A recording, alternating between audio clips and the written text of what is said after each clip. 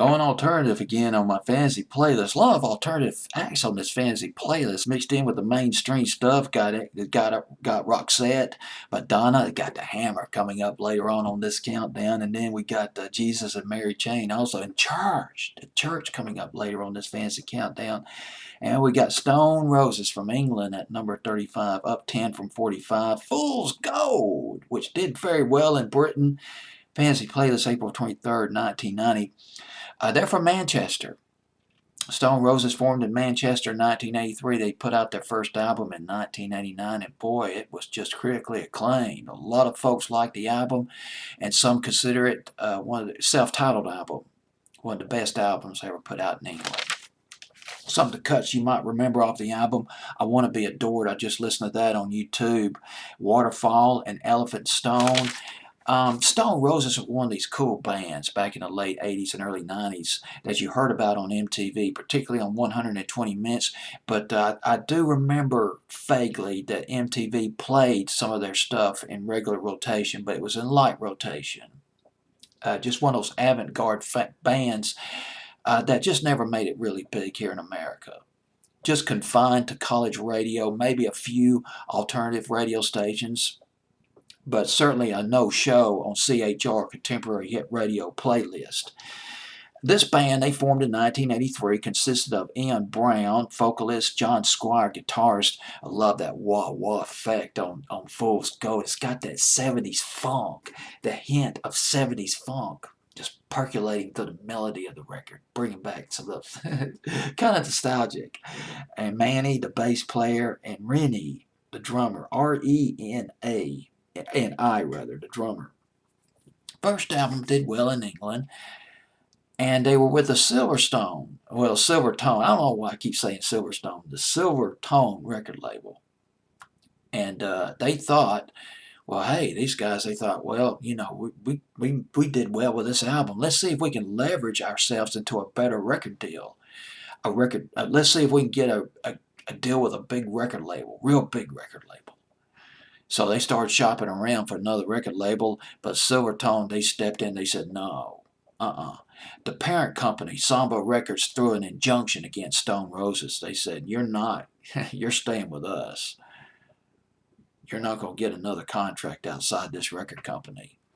But the courts decided in favor of Stone Roses.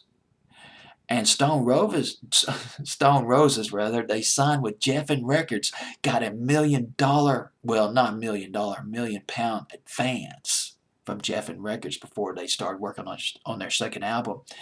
But then their record company, their old record company, Silvertone, they filed a appeal, and that put off the release of the album or making of the album for about another year.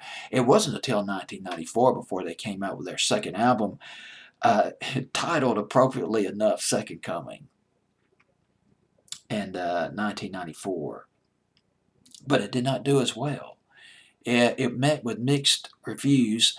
They went with more of a heavier rock, a blues sound. They departed from their sound. Their sound was called Manchester.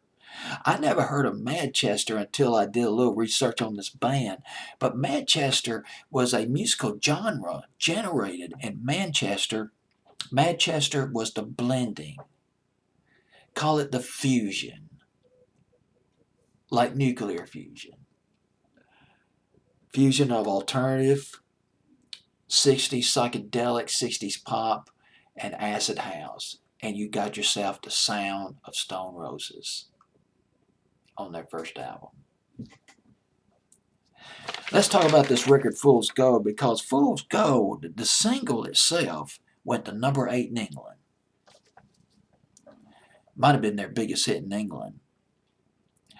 And, but at least according to Wikipedia, when I checked the title listings on Wikipedia, Fool's Gold was not on the British release in 1989, but it did show up on the American release, which came out in 1989, 1990, but it was the 12-inch version of Fool's Gold. Fool's Gold, along with a song called What the World is Waiting For, they were recorded, well, separately. A lot of the recording for Fool's Gold was done in Cornwall. But then some of the guitar parts and vocal parts were later added in London, at Battery Studios in London. That's where, by the way, most of the album was recorded at. And the group really liked What the World Is Waiting For. They want it released as a single. It's going to be the A side. But the artist and repertoire guy at Silvertone, Roddy McKenna, said, well, wait a minute. Fool's Gold, you guys need to put that out as the A side. That's the charm. That's the hit.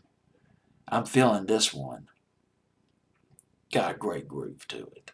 Put it out as the single. But the band were like, well, I don't know. Well, I tell you what. The band goes, we'll do 2 A sides. We'll put them out simultaneously. See what happens. So there it is. Fool's Gold at number 35 on my fantasy playlist of April 23rd, 1990.